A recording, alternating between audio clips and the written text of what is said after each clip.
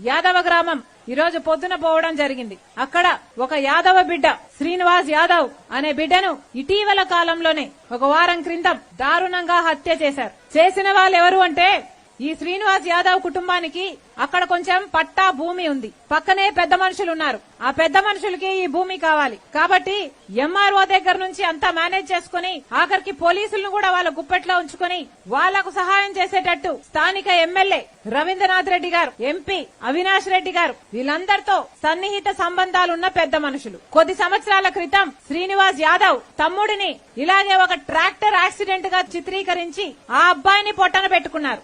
వారం రోజుల క్రితం అదే భూమి కోసం శ్రీనివాస్ యాదవ్ ని సొంత పొలంలోనే ఆయన పొలంలోనే పనిచేస్తుండగా రాళ్లతో కొట్టి దారుణంగా చంపేశారు. ఇది పోలీసుల ప్రమేయంతో జరిగింది అని స్థానికులందరూ ఆరోపిస్తే స్థానికంగా ఉన్న ఎస్ఐని సస్పెండ్ చేశారు. కానీ విచిత్రం ఏమిటి అంటే ఆ కుటుంబం ఎవరినైతే దోషులుగా చూపుతుందో మా బిడ్డలను పొట్టన పెట్టుకున్నారు అని వాళ్ళు ఆరోపిస్తున్నారో, ఎవరైతే వాళ్ళని ఏళ్ల తరబడిగా హింసిస్తున్నారో, వాళ్ళ భూమి గుంజుకుంటాము అని నానా రకాలుగా బెదిరిస్తున్నారో, చిన్న కొడుకుని ఈ కొడుకుని ఎవరైతే పొట్టన పెట్టుకున్నారో వాళ్ళ పేర్లు మాత్రం కనీసం పోలీస్ డిపార్ట్మెంట్ ఎఫ్ఐఆర్ లో కూడా చేర్చలేదు. ఇప్పటికీ యథేచ్ఛగా బయటే తిరుగుతున్నారు. ఎందుకు అంటే పెద్ద మనుషులట ఎమ్మెల్యే రవీంద్రనాథ్ రెడ్డి గారికి సన్నిహితులట, ఎంపీ అవినాష్ రెడ్డి గారికి సన్నిహితులట. నాకు తెలియక అడుగుతాను, ఎమ్మెల్యేగా రవీంద్రనాథ్ రెడ్డి గారిని, ఎంపీగా అవినాష్ రెడ్డి గారిని ఎవరిని ఎన్నుకున్నారు?